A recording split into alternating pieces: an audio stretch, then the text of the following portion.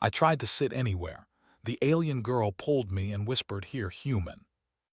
The hall was so big that Elias felt small the moment he stepped inside. The ceiling curved high above like the inside of a planet, glowing with soft lights that shifted color slowly. Rows and rows of seats spread outward in perfect circles. Thousands of alien students filled them, each from a different species, each louder, taller, sharper, or stranger than the last. Elias swallowed and adjusted the simple jacket he wore. It was standard human academy wear, plain and gray. Around him were creatures with shining armor-like skin, glowing eyes, long claws, tails, wings, and shapes that did not even look fully solid. Some spoke in deep rumbles, others in sharp clicks or musical tones. Translators buzzed softly in the air, turning everything into words Elias could understand. Humans were new here, very new. Most species barely noticed him. A few stared with open curiosity. Some looked amused. Others looked disappointed, as if humanity was not what they expected from a race invited to such a place. Elias did not like attention. He never had. On Earth, he had been an average student, not the strongest, not the smartest, just calm, patient, and good at observing. When humanity was invited to the Galactic Convergence Academy, he was chosen not because he was special, but because he was stable. That was what the human representatives had said. Right now, he wished stability came with invisibility. He moved slowly along the outer ring of seats, looking for an empty place. Most seats were already taken. Some were clearly marked by symbols glowing above them, likely claimed by powerful species. Elias avoided those without fully understanding why. His instincts told him to stay out of trouble. Finally, he spotted an empty seat near the middle rows. No symbols, no guards, no large creatures looming over it. It looked safe. Relief loosened his shoulders as he stepped toward it. That was when a hand grabbed his arm. It was fast and strong. Elias gasped and turned, heart jumping. The hand belonged to a tall alien girl sitting one row down. Her skin was a deep blue-gray, smooth but marked with faint glowing lines that moved slowly, like living constellations. Her eyes were silver, sharp, and focused. Two thin ridges curved back from her forehead instead of hair, decorated with small metal bands. She did not look angry. She looked urgent. She pulled him down beside her with surprising force. Elias stumbled and landed in the seat next to her before he could protest. She leaned close, her voice low. "Here, human." The moment froze. Around them, conversation stopped. The air itself felt heavier. Elias became very aware of how many eyes had turned in his direction. Whispers spread like ripples in water. A human. She was staring straight ahead now, her posture calm, her expression unreadable. One clawed finger tapped lightly against the armrest, slow and steady. Elias whispered, keeping his voice low. "I think there's been a mistake." There was something in her tone that stopped him. Not a threat, not kindness either, certainty. Elias stayed seated. A tall insect-like alien several rows ahead twisted its head around to stare directly at him. Its many eyes narrowed. Another, massive and stone-skinned, let out a low rumble that vibrated through the floor. Elias' pulse quickened. He felt like prey that had wandered into the wrong territory.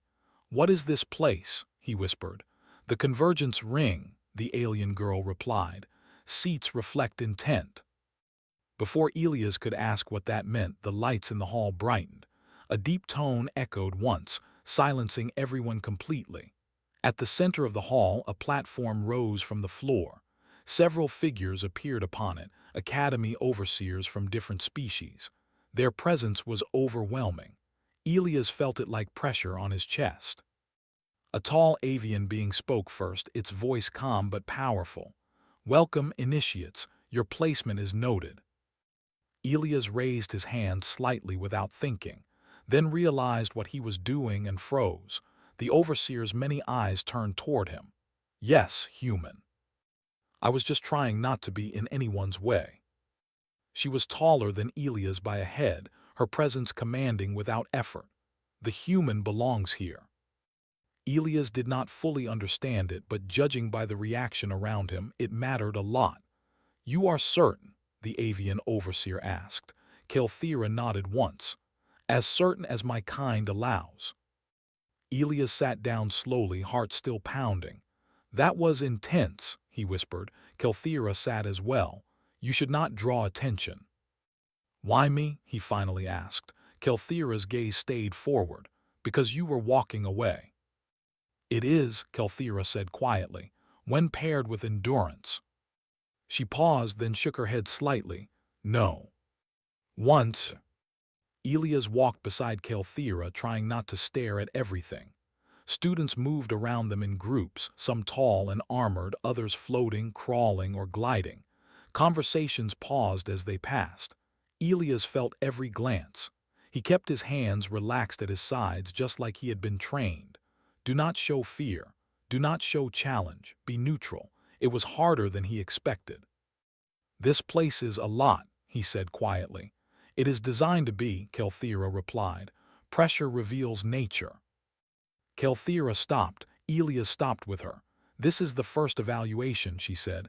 "Evaluation of what?" Elias asked. "Worth," she answered simply. Elias swallowed. "Already." "Cadets," it announced. "This evaluation will test response, restraint, and adaptation." "You are selected," the overseer said, looking at Elias. "Step forward." "Designation Brack," the overseer said. "Species Korth." The air inside grew heavier, pressing against his chest. Elias felt it immediately. His knees bent slightly as gravity increased. Brack barely moved. Some students watched with interest. Others looked bored, as if the outcome was already decided. Elias focused on breathing slowly, in through the nose, out through the mouth. He adjusted his stance, spreading his weight. His muscles strained, but he stayed upright. The pressure increased again. Pain crept into his legs and back. His vision blurred at the edges. He thought of Earth, of running in heavier gravity simulators, of instructors telling him humans were good at suffering quietly. Brack turned its head slightly, surprised that Elias was still standing. The overseer's voice echoed. "Adaptation is noted." He moved with it, adjusting small steps, conserving energy. The pressure faded, the boundary lowered. "Evaluation complete," the overseer said. A low murmur spread through the chamber. Brack stared at Elias, then gave a short nod before stepping away. Elias exhaled slowly, his heart pounding. Sweat clung to his skin. Kelthira watched him closely as he returned. "You did not resist," she said. "I would have lost," Elias replied honestly. "Yet you remained." Many strong species reacted aggressively. Many intelligent ones overthought. Many panicked when plans failed. Humans, he realized, were trained to expect things to go wrong. When the overseers called Elias again, his stomach tightened. "This time," the overseer said, "social pressure. You do not belong here." He closed his eyes. He remembered why he came, not for glory, not for power, but because someone had to represent humanity calmly, honestly. The voices grew louder. "You will break." "I don't need to win," Elias said. "I just need to stay." "You are inefficient." At a junction, 3 students blocked the path. One was Brack. The others were smaller but carried themselves with confidence. Brack spoke. "Human." Then Brack continued, "You are strong enough." Before Elias entered, Kelthira stopped him. "You are now noticed," she said. "That cannot be undone." "Good." And the galaxy was starting to understand that humans did not need to dominate to endure. They simply stayed. The alert sounded without warning. It was not loud at first, just a low pulse that moved through the academy walls like a heartbeat that did not belong. Elias was in a shared human study room, reviewing basic navigation data on a hollow screen. The light flickered once, then twice. Then the pulse grew sharper. Red lines appeared along the ceiling. Elias stood immediately. Training took over before fear could. Emergency signal, not a drill tone. Doors slid open along the corridor. Students poured out, some calm, some confused. A few laughed, thinking it was another test. Kelthera appeared beside Elias as if she had been waiting for this moment. Her posture was rigid, eyes focused. "This is wrong," she said. "Wrong how?" Elias asked. "This alert is not used for simulations." Panic spread. Overhead, an overseer's voice echoed, strained and sharp. "All cadets remain where you are. Security teams are deploying." It was not a creature anyone recognized. It looked unfinished.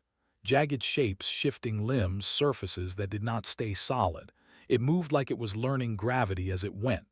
Wherever it touched, the floor cracked and lights failed. Students screamed. Some ran, some froze. A few charged forward with weapons or natural armor, acting on instinct.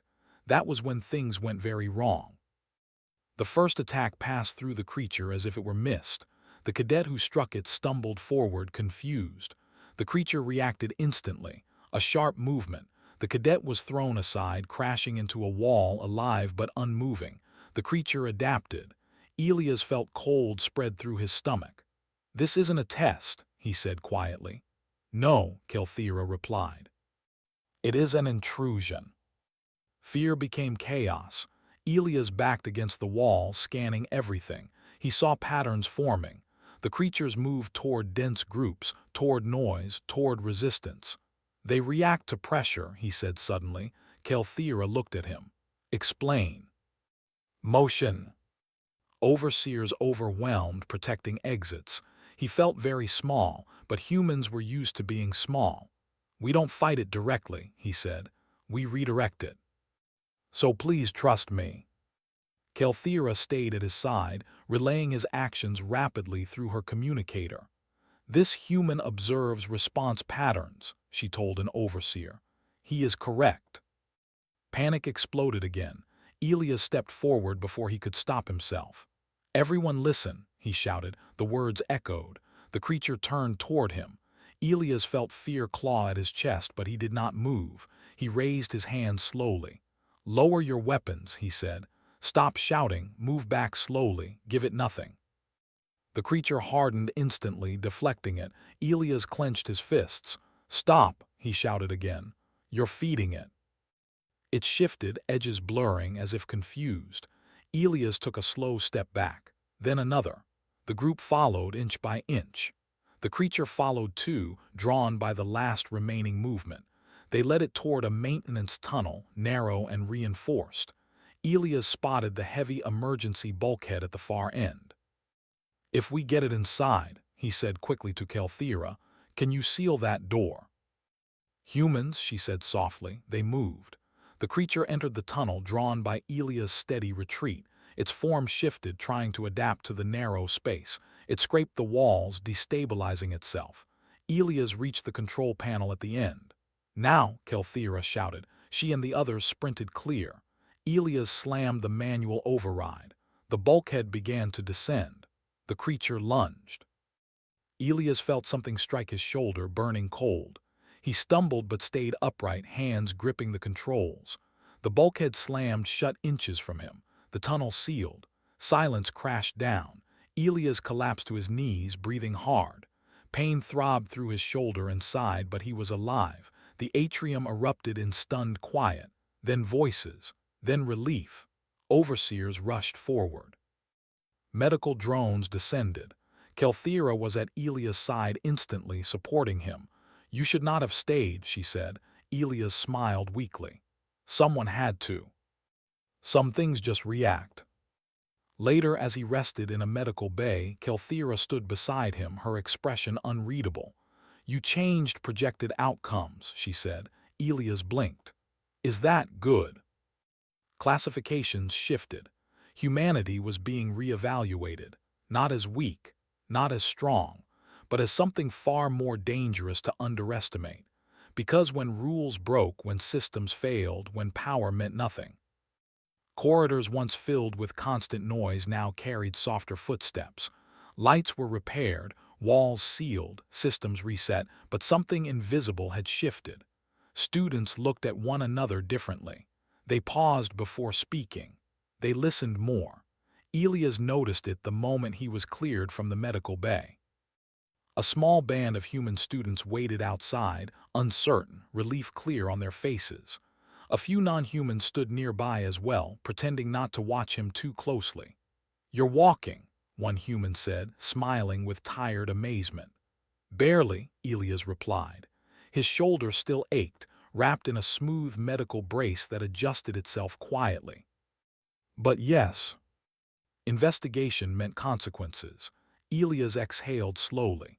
He did not like attention. He liked it even less when it came with expectations. They reached a wide observation hall overlooking the academy's central ring. Overseers waited there, their forms calm but alert. Data projections hovered in the air, replaying moments from the incident from multiple angles, including him. Elias felt heat rise to his face again. "You are requested," the avian overseer said, focusing on him, "along with Kelthira of the Veil." "So I thought maybe we should stop giving them that." Kelthira stepped forward. "This is why I chose him. That creates variables no model fully predicts. A species that values collective survival over individual dominance changes strategic balance."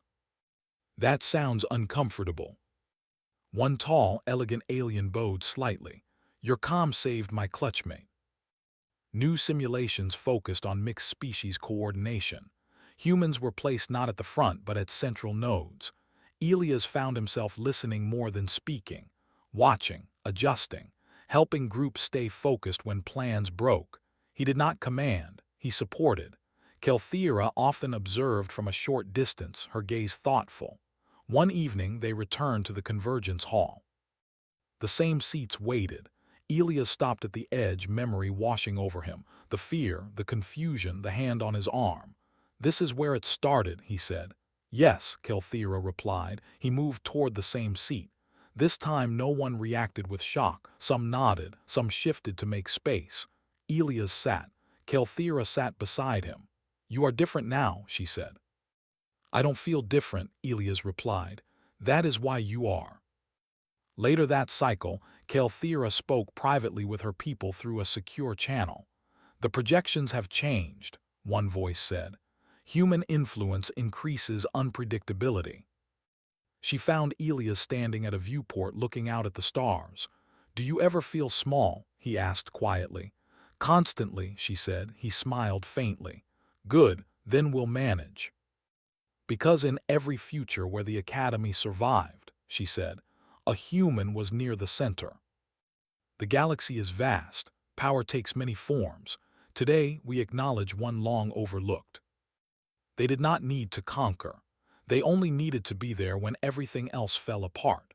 And the galaxy, slowly and carefully, began to make room.